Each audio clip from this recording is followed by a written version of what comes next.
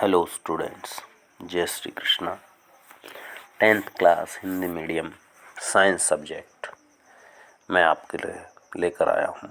Carbon और उसके यौगिक चैप्टर नंबर 4 है। 5 में जो पूरी गलती से डल गया है, तो 4th chapter carbon and its compound, carbon और उसके यौगिक। कार्बन जो है वो अपने आप में एक बहुत ही महत्वपूर्ण तत्व होता है। और ये क्या होती है, एक अधातु है। एक बात तो आपको ये ध्यान रखनी है, जिसका परमाणु क्रमांक कितना होता है, 6 होता है। परमाणु द्रव्यमान कितना होता है, 12 होता है। और कार्बन का 14 भी होता है। तो दो वर्ड आपने पढ़े होंगे 9th क्लास में। एक वर्ड पढ़ा होगा समस्थानिक, समस्थानिक। ठीक है जी, 9th क्लास में आपने पढ़ा होगा समस्थानिक। इंग्लिश मीडियम में आइसोटॉप्स कहते हैं समस्थानिक। और एक वर्ड होगा समभारी। दो वर्ड आपने पढ़े होंगे। तो कार्बन के जो है समस्थानिक जो है वो 2 होते हैं। और वो 2 कौन कौन से हैं? कार्बन के साथ में 2 समस्थानिक हैं। और वो 2 कौन कौन से हैं? कार्बन 6 बार है और कार्बन 6 14 है।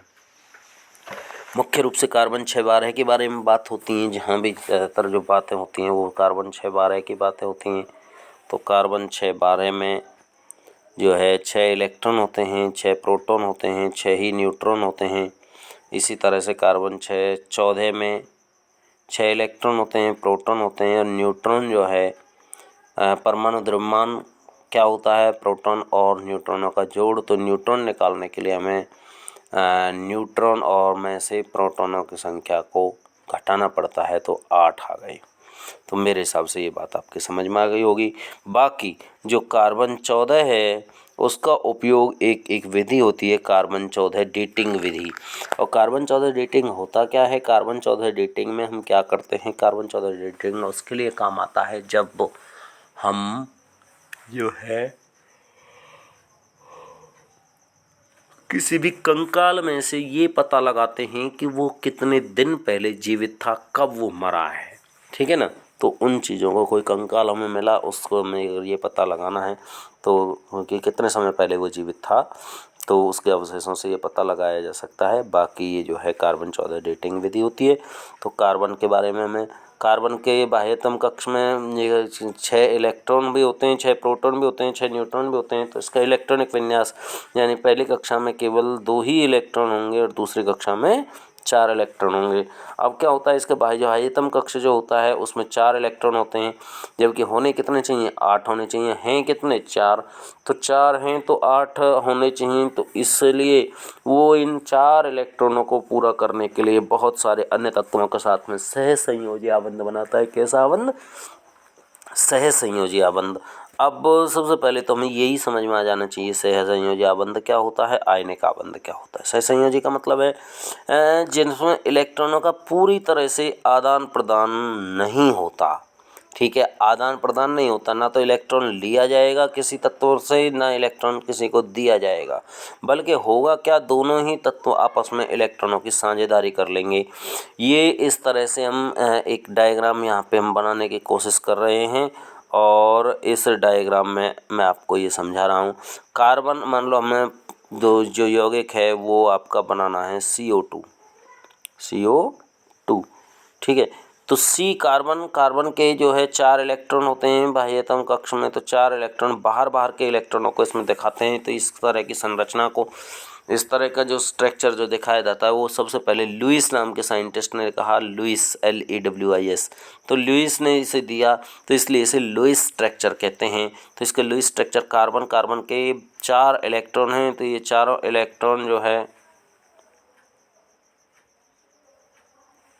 4 इलेक्ट्रॉन जो हैं वो आपको ऑक्सीजन के आसपास, ये जो बाह्यतम कक्ष में 4 इलेक्ट्रॉन रहे, तो ऑक्सीजन जो है वो, ऑक्सीजन ने 6 इलेक्ट्रॉन ये लिए और 2 इलेक्ट्रॉन कार्बन से लेकर के इसने अपने ऑक्सीजन से अपने बाह्य अष्टक को पूरा कर लिया। सेम एज इस ऑक्सीजन ने भी अपने 2 इलेक्ट्रॉन कार्बन से लेकर के, 6 इसके पास थे और 2 इलेक्ट्रॉन कार्बन से लेकर के हमने इसे इसके इलेक्ट्रॉनों को पूरा कर लिया। अब आई कार्बन की बारी। तो कार्बन क्या करता है, कार्बन के पास 4 तो अपने थे, 2 इसके, 2 यहाँ, 2 यहाँ, ये क्या करता है, इस ऑक्सीजन से 2 इलेक्ट्रॉन यहाँ से ले लेता है, 4 अपने रहे और 2 ये रहे, 2 इससे ले लिए, तो 4 तो अपने और 2 ये 6 और 2 ये 8, ये भी और ये भी, इन सब को अपने आप में इसने साझेदारी कर ली। यानी कि कार्बन अपने 8 इलेक्ट्रॉनों के साथ में अपने ले करके बाह्यतम अष्टक को पूरा कर लिया उसने। और ये जो है रहा आपका क्या, सहसंयोजी बंध। ठीक है जी, तो ये पॉइंट रहा। ऐसे ही बहुत सारे और 2-3 एग्जाम्पल इसने दिए। हाइड्रोजन H2 बनता है।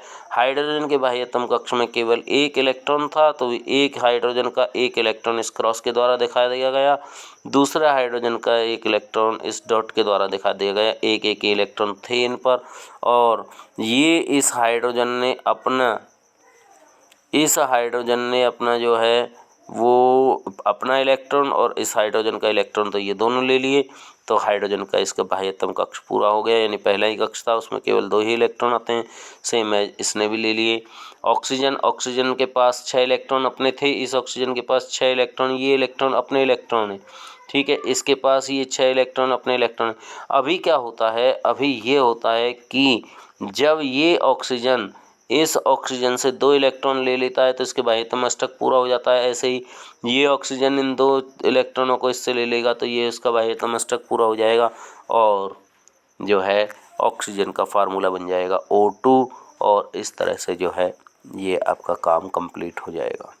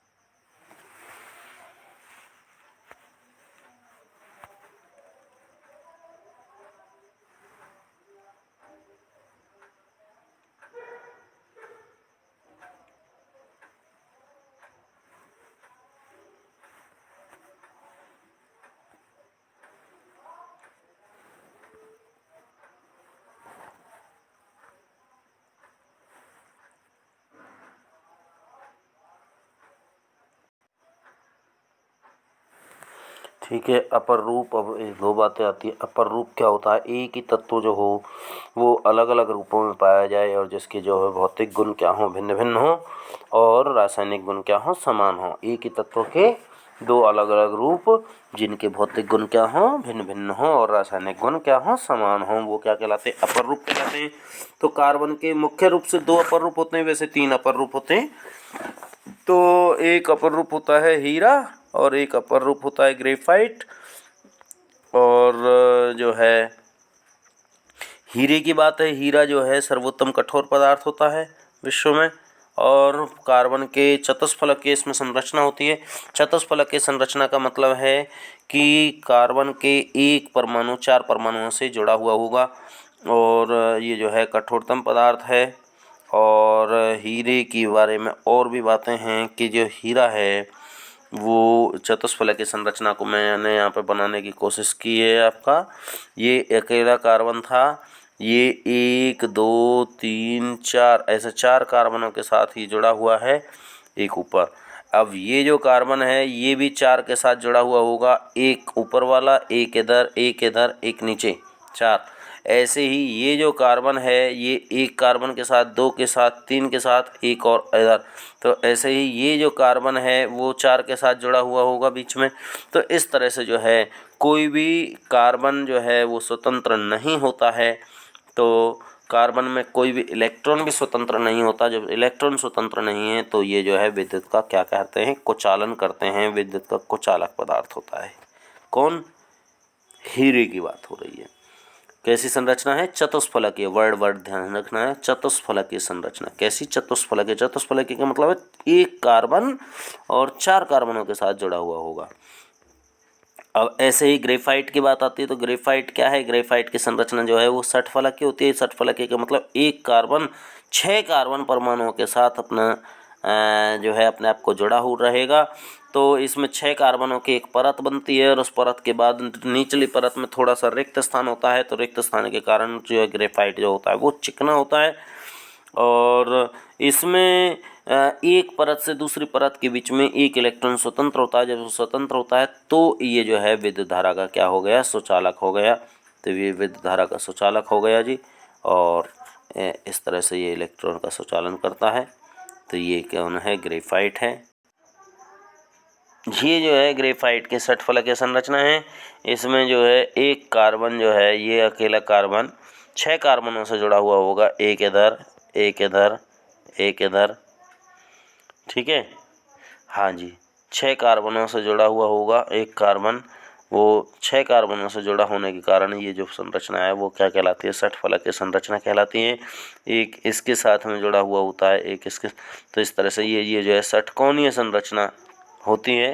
तो ये षटफलकीय संरचना कहलाती है। और ये एक लेयर यहाँ पर ख़त्म हो गई इनकी, एक लेयर यहाँ पर ख़त्म हो गई, दूसरी लेयर यहाँ से शुरू हो रही है। इसके बीच में थोड़ा सा ये रिक्त जगह स्थान है, और इसी के बीच में एक एक इलेक्ट्रॉन इनमें स्वतंत्र होते हैं। तो इसलिए ये जो है विद्युत का संचालन करते हैं। तीसरा जो उदाहरण है अपर रूप है वो है फुलेरिन। और फुलेरिन क्या होता है? बकमिंस्टर फुलर ने इसका आविष्कार किया था, और बकमिंस्टर फुलर के नाम पर इसका नाम जो है फुलेरिन रखा गया। इसमें कार्बन के केवल 60 परमाणु होते हैं, और फुटबॉल के आकार की संरचना होती है। 60 परमाणु होते हैं तो ये बहुत ही छोटे होते हैं, बहुत ही छोटे। ठीक है, और आगे पॉइंटों में, आगे के दिए गए पार्टों में जो है हाँ हीरा और ग्रेफाइट में अंतर बताना है। तो अंतर के लिए कार्बन के जो है हीरा और ग्रेफाइट में अंतर में यही है कि कार्बन हीरा और ग्रेफाइट जो है, हीरे की जो संरचना है वो कैसी है? चतुष्फलकीय है। ग्रेफाइट की जो संरचना है वो षटफलकीय है। तो हीरा विद्युत का संचालन नहीं कर पाता उसमें, क्योंकि कोई इलेक्ट्रॉन स्वतंत्र नहीं होता। ग्रेफाइट विद्युत का संचालन कर पाता है। और हीरा जो है वो कठोरतम पदार्थ है, ग्रेफाइट जो है वो कठोरतम नहीं है बल्कि काफ़ी नरम पदार्थ है। तो ये आप इसमें अंतर लिख सकते हो।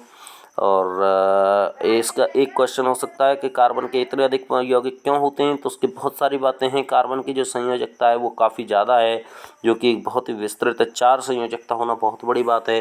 तो यानी 4 अलग अलग पदार्थों का या किसी 2 पदार्थ का 3 पदार्थ का वो जो है काम चला सकता है। तो एक तो ये बहुत बड़ी बात इसमें होती है। दूसरी बात, कार्बन के जो है सहसंयोजी आबंध बनाने की बहुत अच्छी प्रवृत्ति होती है। तीसरी पॉइंट है, कार्बन जो है अन्य कार्बन परमाणुओं के साथ भी यौगिक बना लेता है, और वो यौगिक बनाता है कार्बन अन्य कार्बन परमाणुओं के साथ। एकल आबंध बनाएगा तो अलग प्रॉपर्टी आ जाएगी, यानी अलग तत्व बनेंगे।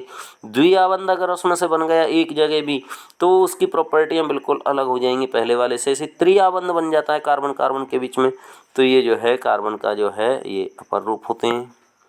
आगे ये जो है हाइड्रोकार्बन कहते हैं इन्हें हम। हाइड्रोकार्बन क्या होते हैं, कार्बन और हाइड्रोजन के यौगिक होते हैं, और ये संतृप्त 2 तरह के होते हैं। संतृप्त हाइड्रोकार्बन, संतृप्त का मतलब है कार्बन कार्बन के बीच में कैसा एकल बॉन्ड रहेगा, सिंगल बॉन्ड। एल्केन श्रेणी इसका एग्जाम्पल हो सकता है। एल्केन श्रेणी जिसका संरचना सूत्र क्या होता है, एल्केन का CnH2n+के2 होता है।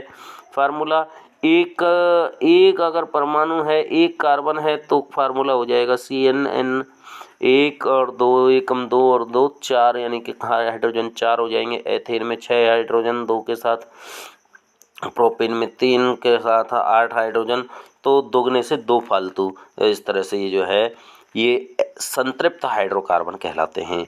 असंतृप्त हाइड्रोकार्बन उन्हें हम कहते हैं जिनमें कार्बन कार्बन के बीच में द्विआबंध हों, 2 जगह आबंध हों, वो असंतृप्त, और त्रिआबंध हों तो भी असंतृप्त।